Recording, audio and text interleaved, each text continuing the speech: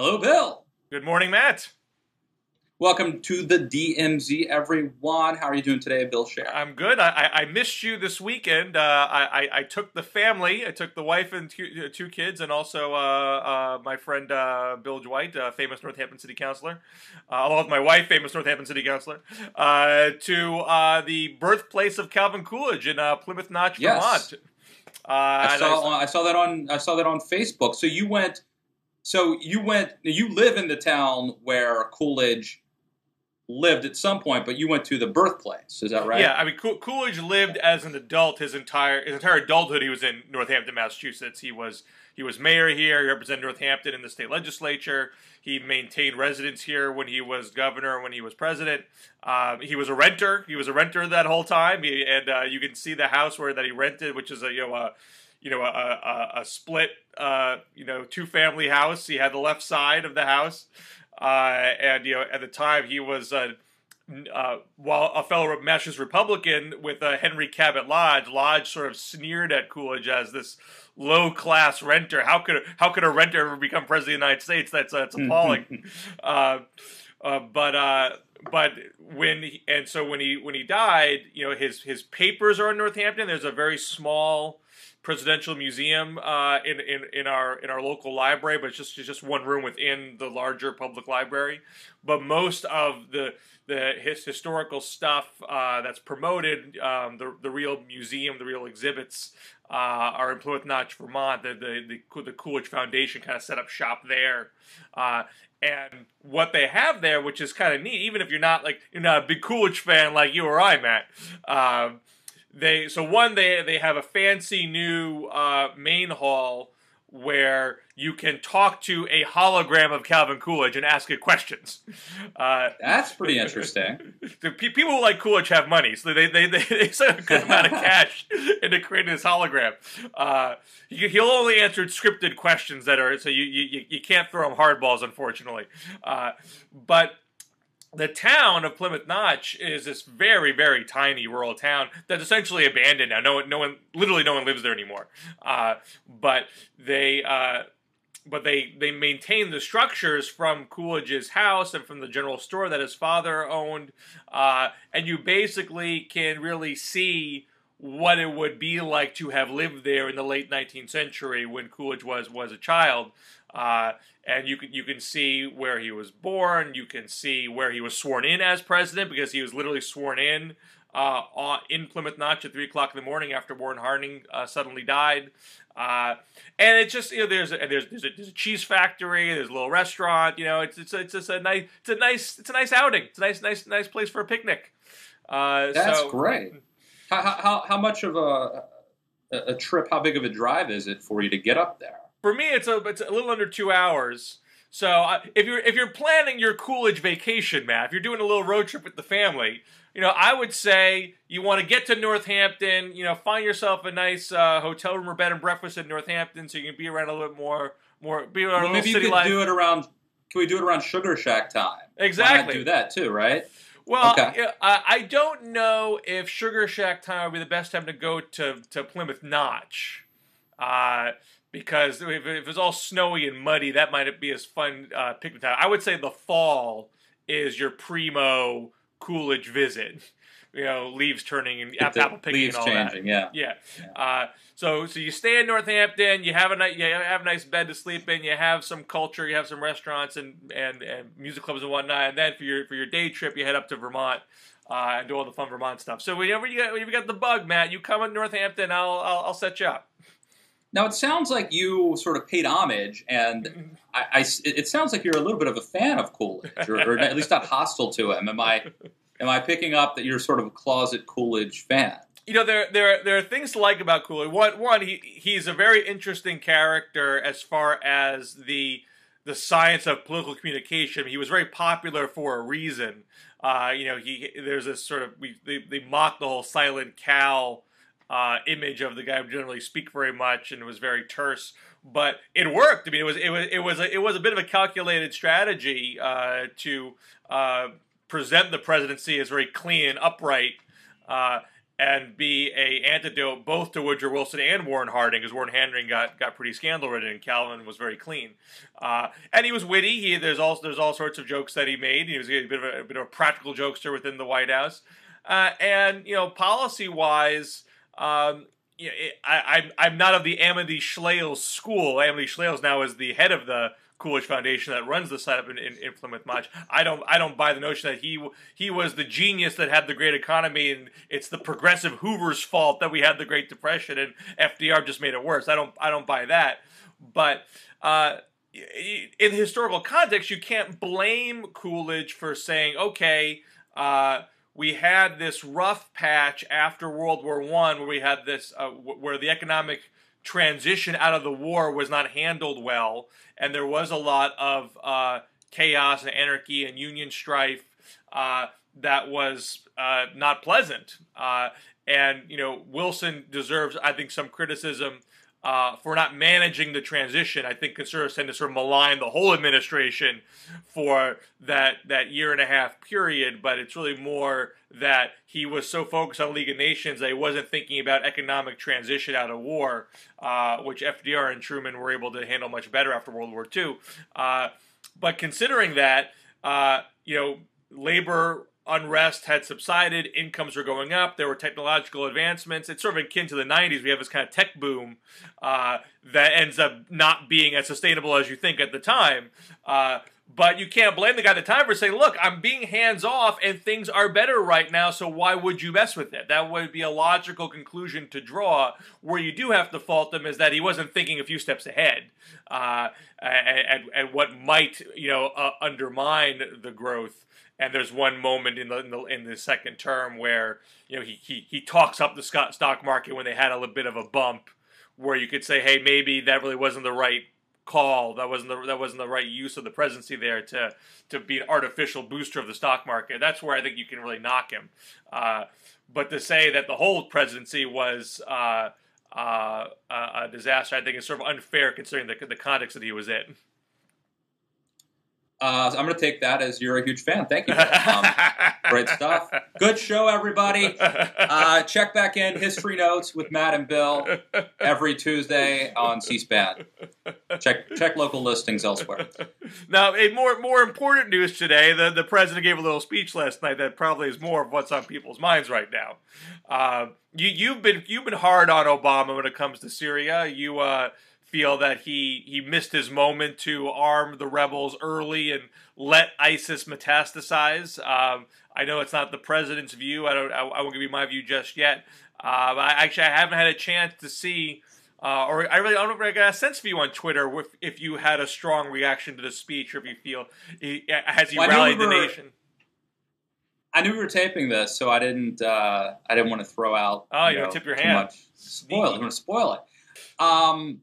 And there have been different views. I thought the speech was good. I agree with what David Gergen said on CNN. There was a paragraph that seemed a bit awkward to me where he started talking about how good the economy is and stuff. And that seemed kind of perfunctory and superfluous to me. I understand what he might have been trying to do to sort of restore optimism about America, which transcends our foreign policy problems. But overall, I'd give him a solid B. I think that, I think it was a good speech, and it's all going to be in the execution. I mean, of course, but I think it was a good speech. The bigger question, or the more sort of interesting thing to me is the substantive. I think you get a couple things happening. One, you're going to have people, I'm already seeing it, some folks on the left, but not exclusively on the left, who are basically saying, here we go again, another war in Iraq. And so they're basically, comparing him to Bush, and that's going to be an issue for him potentially, and it's an interesting dynamic. You're going to have other folks, probably mostly on the right, who are going to say, there ought to be congressional approval for even airstrikes. So nothing's easy. It's always going to be messy. It's going to be, how does it go? But in terms of the speech alone, I give him pretty high marks for the speech. What do you think, Bill? Well, I thought it was a solid speech, and I'm not one to think that the speech, the speech matters much less than the execution. Um, and he had, I think, a lower bar to clear because there already is a lot of innate support in the public for the airstrikes. I think where it's going to get trickier for him, both with the public and with Congress, is his request to Congress to fund the rebels, because that is getting you more directly involved in the Civil War aspect of it, and you look at the polls from a year ago where the gut reaction of the public was, "What are you doing? Why would you ever want to drop bombs in Syria and get involved in that giant mess?"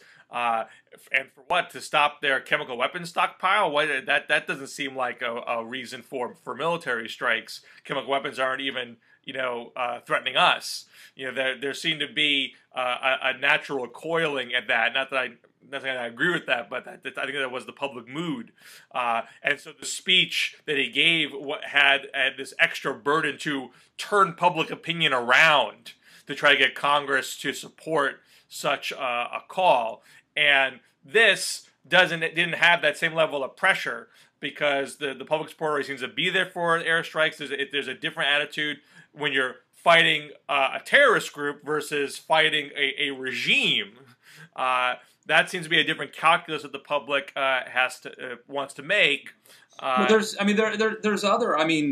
This may not be an entirely noble thing, but I think Americans are more outraged at, videos matter, right? We saw that with Ray Rice.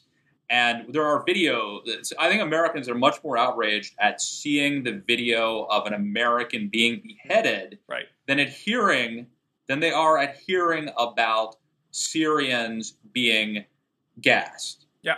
And the use of weapons that since World War One we have said are off the table. And maybe it has something to do with the fact that it's an American. Maybe it has something to do with the fact that there's a video. But for whatever reason, yes, I think that it's apples and oranges to a lot of people. Right. But he seems to be using this opportunity, and this is where I think it's a much bigger consequential act, and obviously unclear how it all plays out. But he seems to be using this opportunity to try to change the military and the political dynamic within Syria and to obtain that goal of pushing Assad out, of giving the moderate rebels a bigger leg up, so the Syrian government has more incentive to deal. And this is where I think there's going to be this great debate, both in the moment and probably in the eyes of history. Has Obama been feckless and dithering up to this point, not taking Syria seriously, flinching at the red line, letting the rebels twist in the wind, and only trying to save face, after it was too late, or taking the risk that it would be too late? Or did Obama wisely wait for this moment and make this moment more possible by removing, at minimum, the vast majority of Assad's stockpile, leaving there no chance that ISIS will get its hands on it, and weakening Assad's ability to fight a souped-up civil war, and also having the opportunity now to more cleanly separate the moderate rebels from the terrorist rebels in a way that if he went in too soon, the arms might have been diverted to ISIS and made their rise accelerated. I heard some people criticizing now the move to arm the rebels. Well, you're running the risk those rebels are going to get in the hands of ISIS. Well, if you're bombing them, so what? So you now have the opportunity to take those guys out in a fashion that you didn't have the casus belli to do a year ago or 2 years ago. So it obviously how this goes from here will have a lot to say in how that debate gets adjudicated. Well, but I do think you look at how Wilson took his time for getting into World War I, FDR took his time for getting into World War II. Both those guys got knocked for being ditherers, but how they executed the actual war was much more consequential in how their actions were interpreted. Look, I think the idea that this is some sort of a grand scheme that Obama's been, playing chess and they're playing checkers is absurd. However, maybe things sometimes do work out. And so maybe I think there are a lot of bad things that have come from the dithering, but maybe there are some good things that could come from it too. I won't deny that. I do think there's a larger, I think there's like a really interesting sort of larger thing that's happening right now is sort of in terms of the public, and trying to sort of figure out what our foreign policy is and ought to be. And I think, as I mentioned, as I've said the past few weeks, I think that, the public are fickle, and that, leaders ought to lead because the public can, go from isolationist tendencies to really being swept up in the saber rattling. And you can see these real major swings of public opinion in terms of what we ought to do. And, leaders really need to kind of have a philosophy or an understanding and lead and be like, Churchill, I think, who can sort of see what we ought to do and then summon the people to follow. Having said that,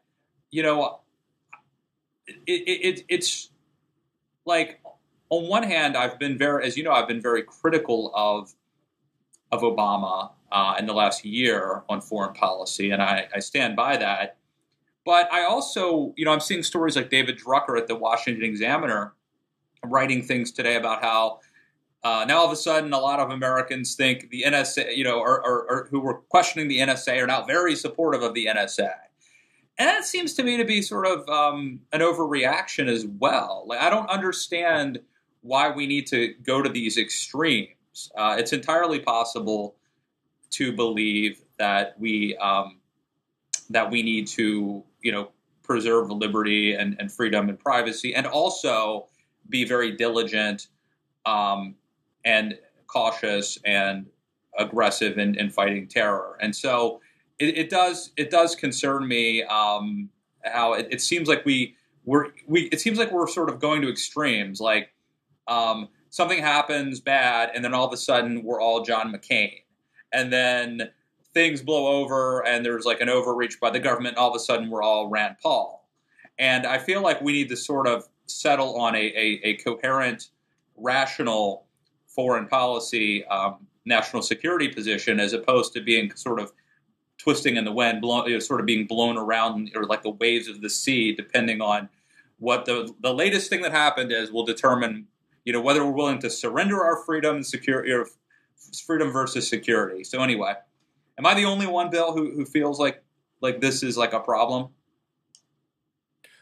Well, I don't. I would agree that I think if the actual governmental policies were swinging that wildly, I would be more concerned about that. I don't think the Obama administration has been that reactive. I mean, I think Obama from the get-go, and I think people accuse him of sort of betraying his original principles by embracing the NSA and by having these strikes in Iraq, that this somehow undermines his initial rise to success by attacking the original Gulf War. But read the full 2002 dumb war speech. It is not a anti-war at all time speech. He says I'm not against the wars, I'm against dumb wars. No, don't get me wrong, Bill. I agree. Obama's rhetoric has always been, not always, but a lot of his rhetoric has been great, and it's much more nuanced than people give him credit for. But unfortunately, he oftentimes doesn't do what he said. I mean, like, there are a lot of things that he has said that I agree with, but I knew he wasn't going to do it. I mean, and so anyway, I don't mean to Well, but in that 2002 speech, he makes a very clear statement in support of military action to go after terrorists, and particularly Al Qaeda, post 9/11. And I think there's probably some folks on the left that you could say were mouthing those words at the time and then flipped, after Obama prosecuted, his counterterrorism drone strategy. But I think Obama has been very consistent on this point. He ran in 2008 saying, I'm going to go after bin Laden in Pakistan when McCain told him not to. And, Hillary and Biden seem squeamish about it. He stuck to that plan after he went in. And this action now is primarily, the Syria equation of it, I think, is different. But ISIS, by its core, this is going after a active and dangerous terrorist group. That is the main reason to go after ISIS, and that is perfectly in line with everything he's done throughout his entire. Yeah, and it would have been nice if he'd done it a few months ago. But look, so enough of me criticizing Obama. Let me, because I think this is a problem. This is a problem on both extremes. So let me tell you the other thing that I think that I sort of hope we're past there's also, we talk about the Bush era adventurism, and a lot of the neocons. Dick Cheney gave a speech at AEI yesterday, and I think Cheney plays more on fear than on the sort of utopianism. And by the way, maybe Cheney's right. Fear is fine if there's something maybe we should be afraid. But I think Cheney plays a little more on the fear. But Bush played on this sort of all God's creatures deserve freedom. That sort of thing, which sounds great. And, at some level, philosophically, I completely agree with him. But I also realize that the Magna Carta, the signing of the Magna Carta, we have hundreds of years of evolution before you get to any sort of like Western liberal democracy. And we fought a civil war in the process of like getting to where we are today. So liberal democracy didn't just happen. It took hundreds of years of developing institutions and culture, and even since our founding, a lot of blood has been lost in the process of getting to where we are today. And it does seem like George W. Bush and his speechwriters were big believers in this sort of utopianism of spreading democracy.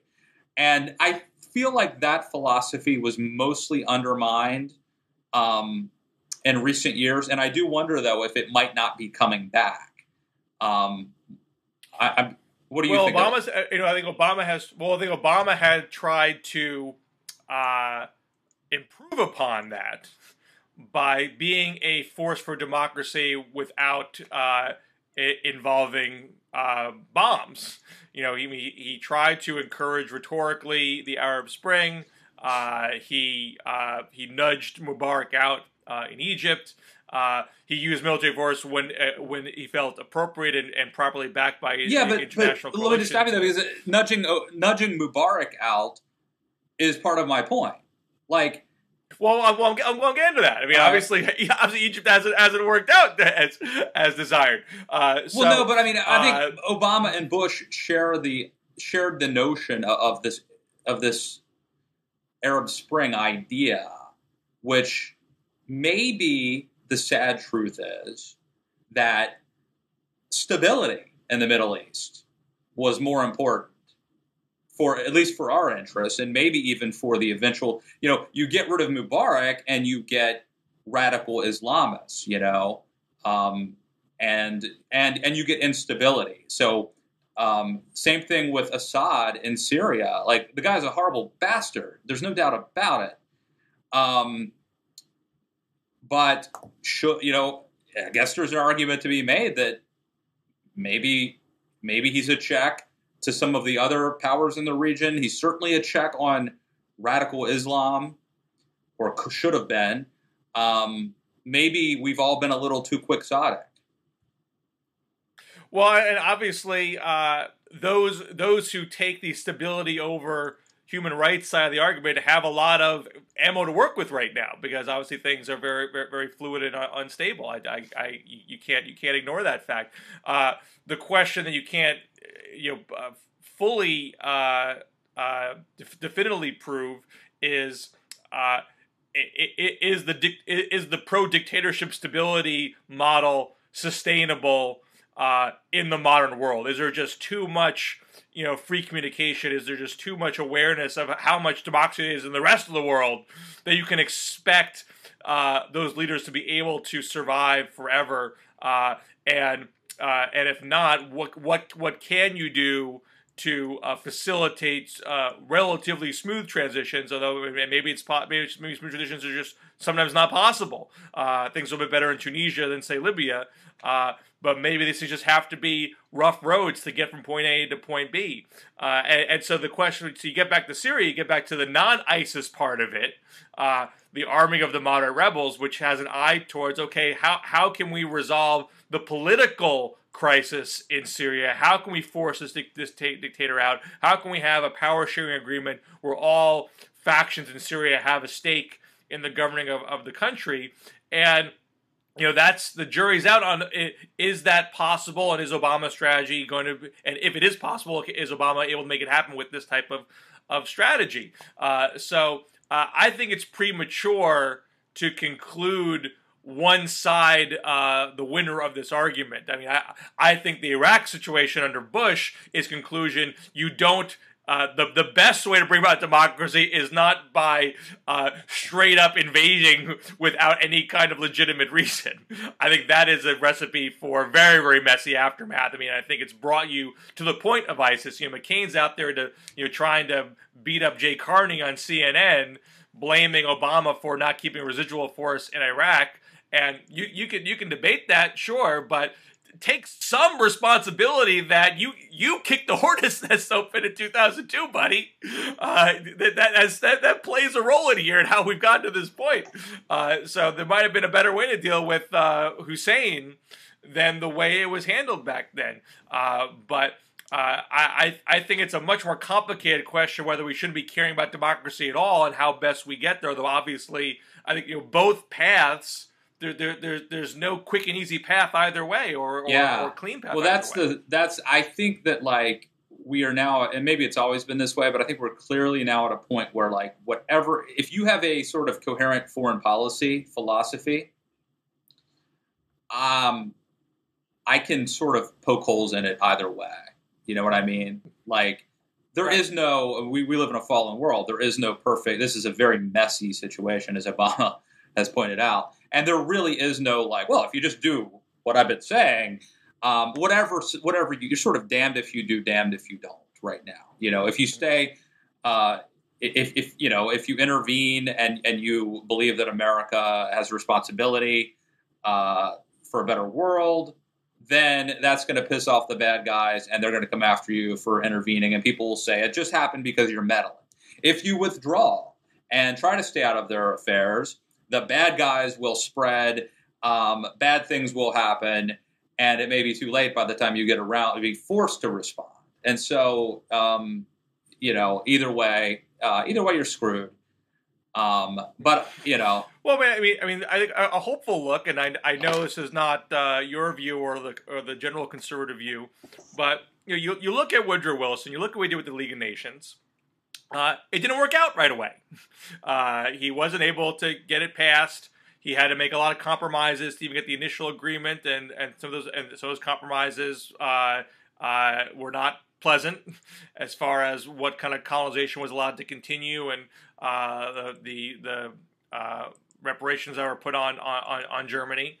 Things that did not help matters in the short run. But then you could also say maybe other mistakes were made, in the Coolidge area, that we pulled back too much and there was too much disarmament, and therefore that left a vacuum open for Hitler to exploit. Something that should all be put on Wilson. And the seeds of having an international cooperative structure, and the seeds of saying that a colonial run world, it was not a sustainable world, eventually won out. It laid the framework for the United Nations. I mean, FDR was a direct descendant of Andrew were direct descendants of Wilsonianism. They were inspired by the League of Nations vision and tried to and successfully implemented it after World War II. And they put the decolonization planks in the UN Charter, which which were compromises, which were watered down, but put another seed that was planted that led to a big explosion of decolonization over a several decade period. So you're talking decades. We got from point A to point B, and a whole lot of mess in between. But would it have happened naturally? Or did you need someone to step up and make that push, even though it took a very long time to get there? So it's hard to adjudicate these debates, in the span of a month time frame, because you got something that takes a very long time for these things to bear their fruits. Yeah. Well, I mean, hopefully marginally we can make things better in the world as we go on, but I would caution against being too ambitious. I mean, I just think that, mankind, there is evil. And it's the idea that we can get everybody to be rational and civilized and subscribe to our sort of Western values is a really big lift. And so I'm not optimistic about it. You do the best you can. You try to minimize the problems. You try to keep the barbarians at. Well, this is where Obama is trying to be different than Bush. In that I think he's trying to nudge without putting the American stamp on it. And some might say it was too light a stamp in Libya, and now there's just too many factions that are squabbling there. But obviously, if you go too far and you try to make it, American-made democracy, that right. causes a lot of resentment and backlash. Well, let me ask you. Let me ask you about the political part. Okay, so I've been sort of very, very big picture here and a little bit gloomy, but if you're Obama, now you're in a position where if you don't act or if things go wrong, you're Jimmy Carter.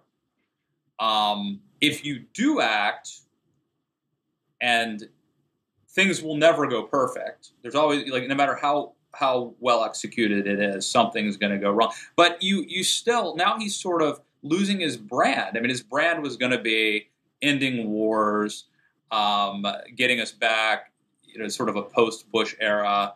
Now he's a war president, really. I mean, on his own right. This sort of he's losing, a lot of people, and from Andrew Sullivan to Michael Brendan Dougherty. I mean, there are a lot of people. I mean, not that Dougherty was ever a huge Obama fan, but I mean, there are people on the right and the left who are anti-interventionists who are now like Obama's sort of losing some of what might have been or what was his base. I mean, so politically speaking, isn't this a weird? I mean, I feel like Obama has. This is the first time one of the first times. It's rare for him to be sort of have public opinion against him, or I mean, now they're with him, but I mean, I guess, Bill, just your take on Obama, the political challenges that Obama's. Has he turned off part of his base? Does he risk messing up his brand? All that stuff.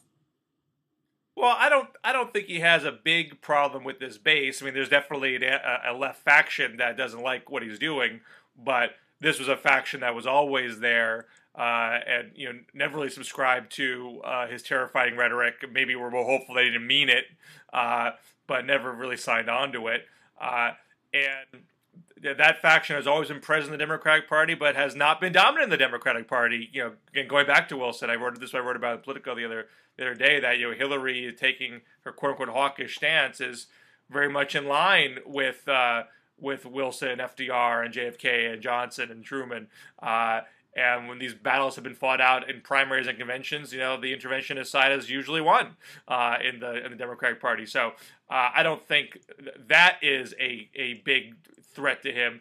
As far as the brand, as far as history's verdict on Obama, if he came in hoping to be seen as a war-ending president, and you end in the middle of a war, you're probably not going to have that be part of your final obituary. Although, depending on how the war ends, that's necessarily positive or negative. I mean, FDR died before his war was finished and didn't enter the presidency expecting to be a wartime president, but that's now part of his legacy that's embraced. So the execution is going to matter. I thought another point there I was going to say, and I lost it now. But I just leave it at that.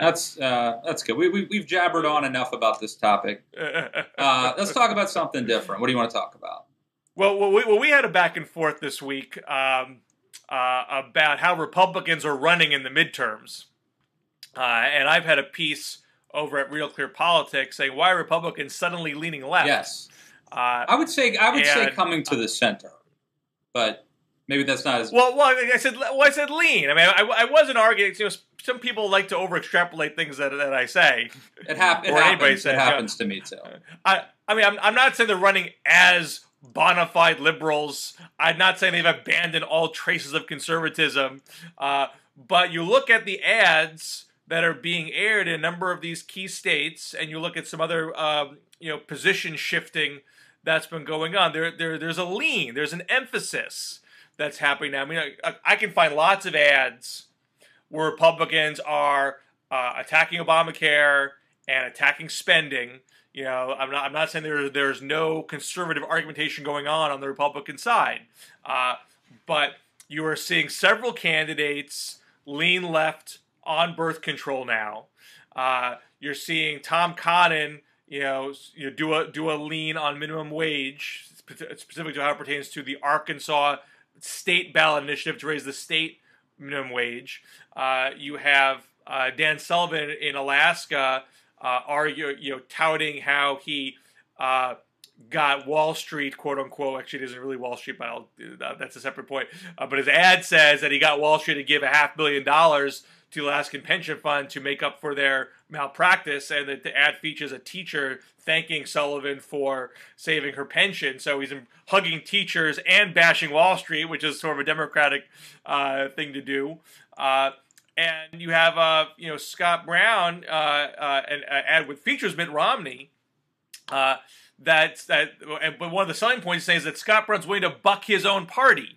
They don't say Republican Scott Brown. They say he's an independent voice. You see a lot of ads talking about people's independence and not mentioning that they're Republicans. Now, Democrats do this stuff too. I'm not saying Democrats aren't leaning right in certain areas and whatnot, but the argument going into this election was that this was a Republican wave election, that there was a recoiling of Obama's policies that was going to buffet Republicans across the board. And my argument is, look, Republicans can win. They might take the Senate. I'm not discounting that at all. It may be more likely than not. But if there was a bona fide, I love Republicans, Republican policies wave, there wouldn't be this two-step going on. They would just be doing the conservative stuff and not be mixing it up. But there is an awareness that they are vulnerable on these women's issues. They're vulnerable on minimum wage issues. They're vulnerable about being too close to Wall Street. That the brand itself, the Republican brand, I mean, the Republican brand is below 30% in some polls, lower than where Obama is. So there's a need for them to say, I'm not going to be like those Republicans. I'm going to be different. That's not a Republican wave. And if they do take the Senate based on those moves, they have to ask themselves, how did I get here and how should I govern, considering I couldn't just hug the Republican Party's entire platform to get here? That's the point I'm trying to make. No, I think it's a smart point. I think it's a, by the way, this is a Real Clear Politics, and you write there, what, is it every week now, a column? Every other week. So great stuff there. I think you. Thank you. I think you were onto something. Kudos to you for sort of for spotting this, picking it up. I think there's some validity to what you have to say. I mean, I would sort of dispute the notion that some of this is left. I mean, it's an indictment on conservatism that like being friends with teachers is considered liberal. You know what I mean? So that's a problem. You know, I guess there's some like hardcore Catholic orthodoxy, you know, that's conservative against birth control. But look, if you're pro-life, maybe the idea of making birth control more available over the counter, you know, without forcing me to pay for it, but it's just more available over the counter. And maybe that's a pro-life move. I mean, it's not inherently unconservative, depending, you know, how you see things. Well, just on that point, you know, Cory Gardner, who had the most prominent display of this, he has an ad up now where he says that, you know, he's for, you know, the pill being available over the counter, no prescription. That'll make it cheaper and easier than what Mark Udall wants to do, which is to put government bureaucrats between you and your doctor. That's the line. Yeah. And so some people have criticized me, saying, "Well, this is libertarian. This is not being liberal. So you're not being fair." So the big point is that he was a sponsor. I actually say was and is, but he was a sponsor of the Colorado personhood constitutional amendment, which would give the human fertilized egg the same rights as a born human, and Gardner himself has explicitly renounced that position, saying I was wrong because it's going to restrict certain forms of birth control, and I now don't hold that view. Now, Democrats say, well, you're still sponsored on the federal level, so you're not being honest. And he's saying, well, that's a different statement of pro-life principles. It's not the same thing. I think it's a weak argument. But his own words is, I have changed my view. I was wrong before. But I think that is a...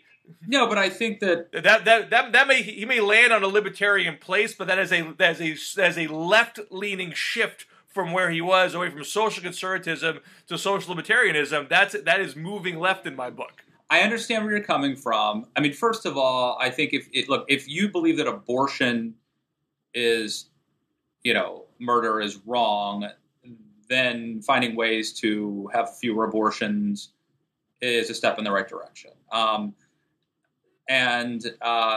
So you could argue that. I mean, look, I think a lot of people, I think a lot of pro-lifers, when they heard about this personhood movement, the personhood amendment, it sounds on the surface to be very good, right? You believe the unborn is a person that, you know, has the right to life, liberty, and the pursuit of happiness. But I think when people started delving into, like, what does this movement really stand for? What are all the implications? There were some things that didn't jibe with mainstream pro-life conservative philosophy. And I would just say that I suspect that Gardner was among a lot of people who sort of thought it meant something and then later sort of discovered some of the implications. So I don't see it as big of a shift. But look, I mean, at the end of the day, I think you're right in terms of picking up. I mean, clearly Republicans aren't running wildly to the right, trying to get elected. I think this is actually a good move, in my opinion. Like, I don't see this as a bad thing. I don't see this as like evidence of betrayal, or I don't assume that this means that they're all going to vote liberal once they get in.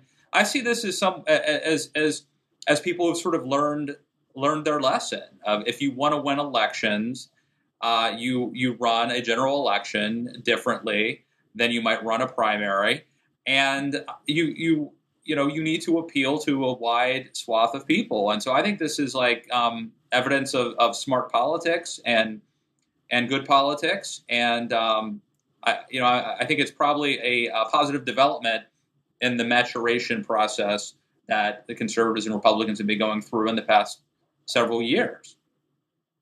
I mean, this is much different than 2010, where you had, Christine O'Donnell, going off half-cocked, and Joe Miller going off half-cocked, and different than 2012, where you had Todd Aiken and Richard Murdoch, saying, offensive things. Right. I mean, look, conservatism is not about talking about the 47%. Even, I mean, even Romney, considered a sort of moderate mainstream Republican, that rhetoric is really not conservative. We need to have teachers and police officers voting conservative. And Republicans certainly need the sort of populist blue-collar folks who for a long time were Reagan Democrats. I mean, people who voted Republican in the past, you need them to vote. You don't need people who, just entrepreneurs, just business creators are not enough, and so I think that this is a smart, is probably a positive sign. But now, do you think it should inform how Republicans govern if they do take the Senate? Should they say, we took the Senate, by saying we're going to buck our own parties and being independent voices, and we don't hate workers, we want wages to go up, and we don't hate women. Maybe we shouldn't, do the entire anti-abortion agenda on day one. Maybe we shouldn't try to force all these veto showdowns with Obama, considering we ran on making Washington work better and ending dysfunction and all that sort of thing. Should they calibrate if they do win based on the rhetoric that they're using right now? Well, keep in mind, a lot of the people who are doing the obstruction are people from safe districts. They're safe congressional districts, safe Senate districts, maybe people from states like Texas. And so, I don't suspect, if Scott Brown wins in New Hampshire, I don't expect him to show up and be a radical, hardcore right-winger anyway. I don't think he's misleading the voters when he talks about being an independent voice. So, look, I don't think you should. Number one, I don't think you should lie to the public in order to get elected. Number two, though, I do believe you should. The things that you may, depending on the political circumstances and the audience, certainly you stress different things. That's perfectly legitimate and fair. And look, I think if you're a conservative who gets elected, you should consider you represent everybody. Number one, you represent everybody in your district. You should have sort of that mentality that you are representing everybody. You want the best for everybody in your district. The other thing that I think you need to do is sort of be realistic in terms of where the public are. Where the public is, I don't know, where they are, and you want them to become conservative, and you should do it sort of the way that Reagan did that, which is, bringing them along, providing leadership, showing them in a compassionate way why having a culture of life is a good thing for everybody, why free markets are better for everybody. I truly believe that. If you don't believe that, if you're a conservative and you don't believe that free markets are moral and best for everybody, but only the rich, then you're a bad person and you're not a true believer, in my opinion. If you really believe that, conservative values, conservative economics is better for everybody, that's going to inform the way you talk about it, your rhetoric about it, and the way you try to enact it. And so, to me, that's part of being able to sell it and bring people along with you. You don't jam it down their throats. You bring them along. And I think that that's appreciated, and we need to get back to that. Well, before we go, I want you to talk about you had a conversation with Grover Norquist, famed conservative movement leader, on your podcast, and I had a quick little Twitter exchange with him because he had posted a photo of him with the founder of Burning Man. Right. He went to the Burning Man festival this year. He has a picture of himself with the head of Burning Man in front of the man, which I then shared on my Twitter feed with the observation "Hell is libertarian," which Grover didn't take kindly towards, and said that my theology was as nutty as my politics. And, perhaps I should look forward to the fact that there's more for me to learn in my life, and that should make me feel better about myself. So I appreciate his condescending, patronizing response. But did you get a chance to talk to him about his Burning Man experiences? Has he come down from that yet? Yeah, but there was a great, it was like in New York Magazine or something, a great write-up of Grover's visit to Burning Man. And it says, at one point it goes, but never mind politics, Grover's here to have his mind blown. I thought that was a good line. No, I did. I talked to Grover yesterday. First, cheap sort of plug here. If you are not subscribed on iTunes to Matt, Lewis, and the News, that's my podcast. You should be. So just in recent days, I interviewed Grover Norquist about his trip to Burning Man. I interviewed Ron Fournier about growing up in Detroit. I interviewed Ken Cuccinelli about losing the Virginia gubernatorial race and being the Senate Conservatives' fund new president.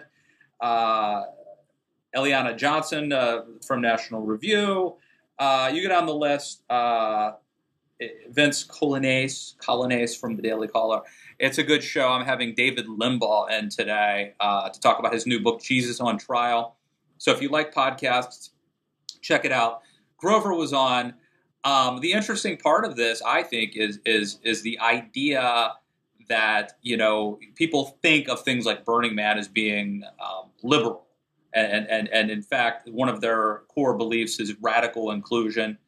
And, you know, look, I think you could argue that, you know, a lot of the people who are in Burning Man, are interested in Burning Man, are sort of Silicon Valley techies.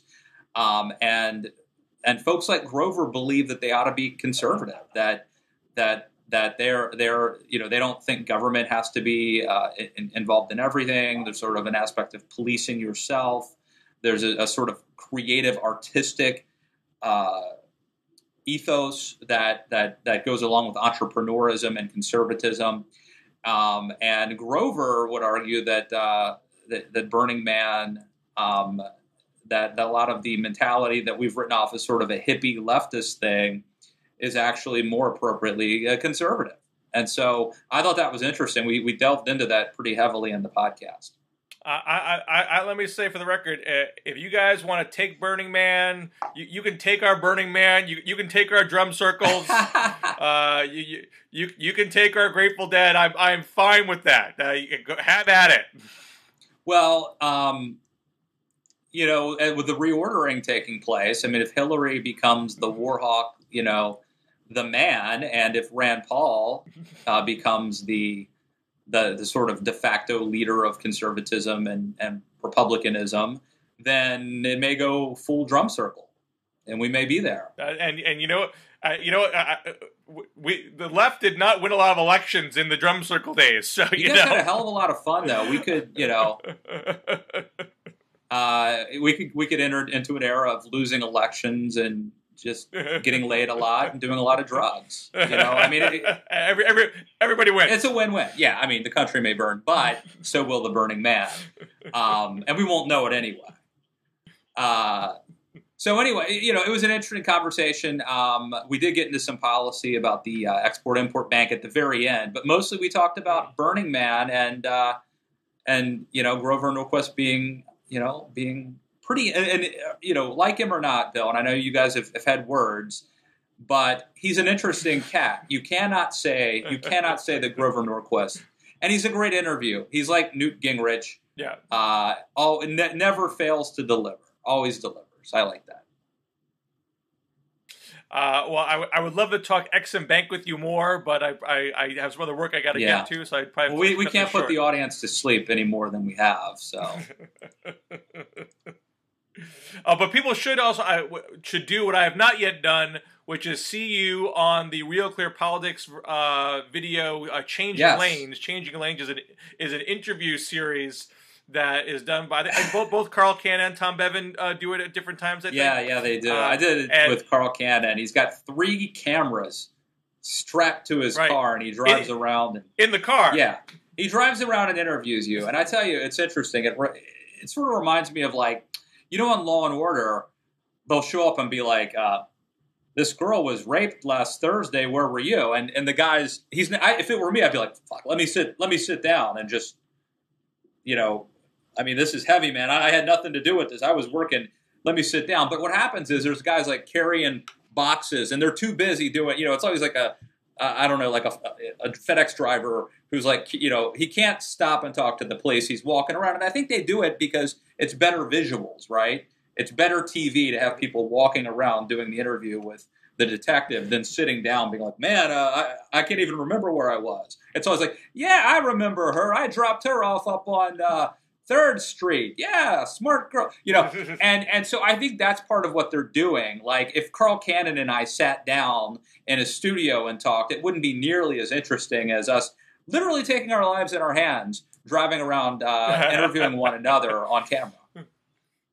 Now, is he literally taking you to work? Is it literally your morning commute, or is he just driving around aimlessly? They're different conceits, right? Sometimes it's, I drove Dana Perino to work, and some days it's I drove Ari Fleischer to the airport. In this case, we just went for a ride. You know, there was no premise that he was driving me to work. We just went for a ride and saw some sights and had a good conversation. He did not pull punches. You know, Carl's a good friend of mine. Used to be my boss at Politics Daily. Kind of thought he might, take it easy on me. He asked me all sorts of questions about, I ended up doing an impersonation of my boss, Tucker Carlson, and dropping an F-bomb. Things that I sort of hoped they wouldn't, that they might beep out or edit out. But it made its way in the video. So good stuff. All right, well, I'm going to check that. I'm sorry I haven't had a chance yet. I'm a busy man, but I will watch. And people should just watch Changing Lanes generally because it's a well done online show. Really good. I mean, give them credit for coming up with an idea. We'll do a show differently. We're going to do it in the car. It's like that video. What is it like? It was like a game show that takes place in the back of a car. I don't know. Like in Boogie Nights, there's like a porn thing where they film it in a car. I mean. This, I'm not saying that they invented the wheel, pun intended, but they have. It's a different thing, and I mean there are like literally 3 cameras hooked up in this car. This isn't something they just do. This is like they took a car and altered it, like permanently altered it for this. This is a heavy lift. There's like major equipment in these cars to make this happen. This is it's sort of a cool idea. And kudos to them. Check it out, Changing Lanes. You should do it sometime, Bill. I know it's hard from Massachusetts, but I don't know if I've reached that station where I would get the invite. Well, we'll keep promoting you, and you may get there. Someday. Always good to talk to you in the DMZ, Matt Lewis. Always good talking to you, Bill Scher. Check us out on Twitter at DMZ Show, on Facebook.com/DMZ Show. And again, check out my podcast, Matt Lewis and the News, on iTunes. And enough shameless self-promotion from us. Take care.